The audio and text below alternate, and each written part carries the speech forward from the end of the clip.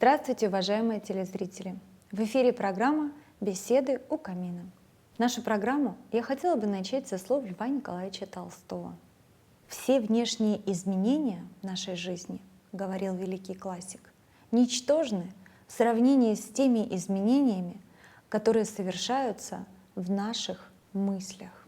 Мы не один раз уже говорили о том, что сила мысли имеет решающее значение в нашей жизни. Она влияет не только на настроение и здоровье, но порой определяет всю последующую судьбу человека. Мы привыкли, что наша жизнь измеряется определенными этапами: окончание школы, институт, женитьба, рождение детей, получение места работы, но даже не подозреваем, что все это результат наших невидимых мыслей. Мыслей, которые приходили к нам во время прогулки, чтения книги, за едой, но чаще среди ночи.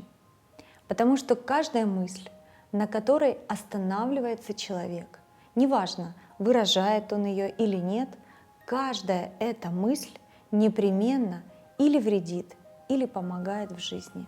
Не случайно очень часто сравнивают мысли с птицами. Мысли, как птицы, постоянно кружат над нашей головой.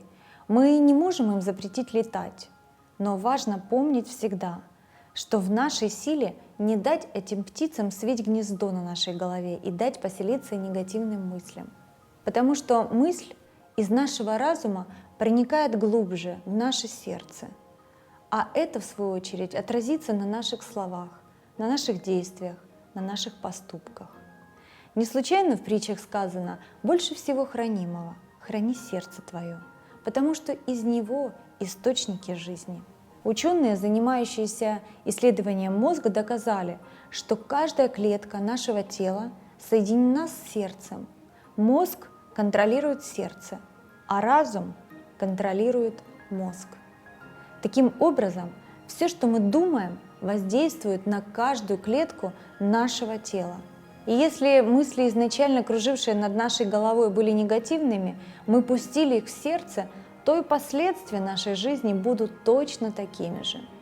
Поэтому очень важно на самом начальном этапе прислушиваться и понимать, хорошая ли это мысль, кружащая над нами, либо ей категорически нельзя давать свить гнездо в нашей голове. Римские философы говорили: не жалейте о потерянном кошельке с деньгами. Гораздо большую утрату составляет потерянная или забытая добрая мысль. Потому что, если бы мы приложили ее к жизни, она могла бы сделать нам много добра. Не дайте сегодня поселиться негативным мыслям в вашем сердце. Пусть ваша жизнь будет зеркальным отражением только света и только добра. Всего вам хорошего!